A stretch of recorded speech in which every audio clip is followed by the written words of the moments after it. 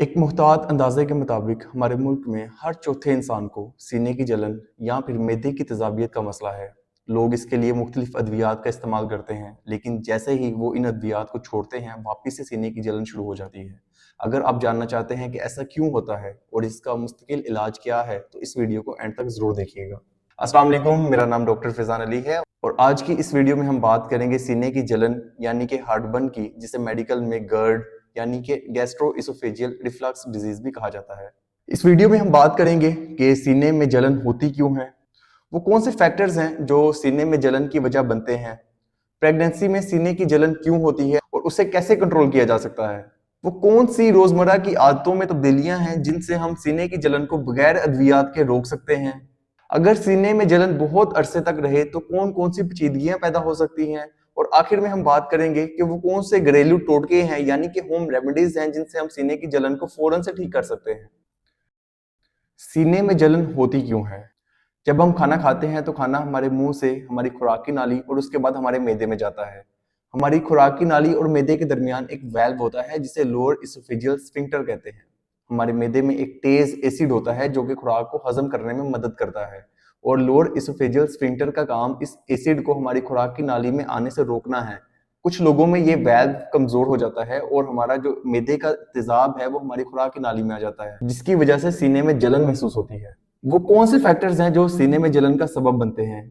इन factors में शामिल हैं ज्यादा ऑयली, स्पाइसी या फ्राइड खानों का खाना, चाय, कॉफी और कोल्ड ड्रिंक्स का ज्यादा इस्तेमाल करना, ज्यादा खाना खाना, जल्दी जल्दी खाना खाना, खाना खाने के बाद फौरन से लेट जाना, ओबेसिटी यानी मोटापा, स्मोकिंग और अल्कोहल कंज्यूम करना। इनमें से कुछ फैक्टर्स हमारे मैदे में तेजाब की प्रोडक्शन को बढ़ा देते हैं और कुछ फैक्टर्स हमारे वेल्व को यानी कि लोअर इसोफेजियल स्फिंक्टर को कमजोर कर देते हैं, जिसकी वजह से सीने में जलन महसूस होती है। प्रेगनेंसी में औरतों को सीने में जलन क्यों महसूस होती है और इसको कैसे कंट्रोल कर सकते हैं? प्रेगनेंसी के दौरान फीमेल्स में प्रोजेस्टेरोन हार्मोन बढ़ जाता है। ये हार्मोन हमारे लोअर इसोफेजियल स्फिंक्टर को, उस वेल्व को जो कि हमारे खुराक की नाली और मैदे के दरमियान मौजूद होता है, उसको रिलैक्स कर देते हैं, जिसकी वजह से मैदे का तेजाब हमारे खुराक की नाली में आता है और सीने में जलन करवाता है। इसके साथ साथ बेबी हमारे मैदे पर दबाव डालता है और हमारे मैदे के एसिड को हमारी खुराक की नाली में ढकेलता है, जिसकी वजह से मजीद एसिडिटी यानी कि सीने में जलन महसूस होती है। इसको कंट्रोल करने के लिए औरतों को चाहिए कि खाना कम से कम खाएं, ऑयली या स्पाइसी फूड का इस्तेमाल ना करें, चाय कॉफी से परहेज करें, खाना खाने के फौरन बाद ना लेटें और सर को ऊंचा रखकर सोएं। वो कौन सी रोजमर्रा की आदतों में तब्दीलियां हैं जिनके करने से हम सीने की जलन को बगैर अद्वियात के रोक सकते हैं? तेल और घी वाली चीजें अवॉइड करें, तेज मिर्च मसाले और चटपटा खाना ना खाएं, खाना कम क्वांटिटी में खाएं लेकिन ज्यादा दफा खाएं, सॉफ्ट ड्रिंक्स, कॉफी, चाय और सिगरेट से अवॉइड करें, मुतवाजन वजन मेंटेन करें, खाना खाने के फौरन बाद ना सोएं, खाने और सोने के दरमियान कम से कम 2 से 3 घंटे का वक्फा रखें। मैं यकीन से कह सकता हूं कि अगर आप इन बातों पर अमल करेंगे तो आप सीने की जलन में काफी हद तक कमी महसूस करेंगे। अगर सीने में जलन लंबे अरसे तक रहे तो कौन कौन सी पेचीदगियां पैदा हो सकती हैं? अगर एक इंसान में सीने की जलन बहुत ज्यादा अरसे तक रह रही है तो उसको इसोफेजाइटिस यानी कि उसकी खुराक की नाली में जख्म या फिर अल्सर हो सकते हैं, और इसके साथ खुराक की नाली में स्ट्रिक्चर्स बन सकते हैं। स्ट्रिक्चर्स हमारी खुराक की नाली को तंग कर देते हैं और खुराक निगलने में मुश्किल पेश आ सकती है। और आखिरी पेचीदगी है बेरेट्स इसोफेगस। इसमें होता ये है कि जब एसिड बार बार हमारे मैदे से हमारी खुराक की नाली में जाता है तो हमारी खुराक की नाली के सेल्स में तब्दीली आना शुरू हो जाती है।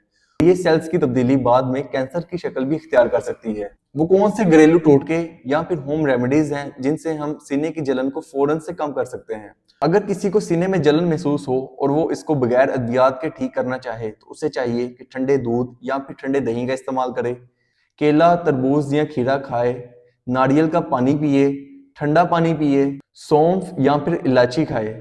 ये सब वो घरेलू टोटके हैं जो कि आपकी सीने की जलन को फौरन से ठीक कर देंगी। अगर सब एहतियाती तदाबीर लेने के बावजूद और इन घरेलू टोटकों के इस्तेमाल के बावजूद आप में सीने की जलन रह रही है तो आपको चाहिए कि फौरन किसी मैदे और जिगर के स्पेशलिस्ट, जिसको गैस्ट्रोएंटेरोलॉजिस्ट कहा जाता है, उसको फौरन से दिखाएं ताकि जल्द अज जल्द तशखीस हो सके और आप मुख्तलिफ पेचीदगियों से बच सकें। उम्मीद है कि आपको वीडियो अच्छी लगी होगी। अगर वीडियो अच्छी लगी है तो वीडियो को लाइक करें और शेयर करें। अगर आप किसी बीमारी के बारे में जानना चाहते हैं तो मुझे कमेंट करके जरूर बताएं, मैं इंशाल्लाह जल्द ही उस पर भी वीडियो बनाऊंगा।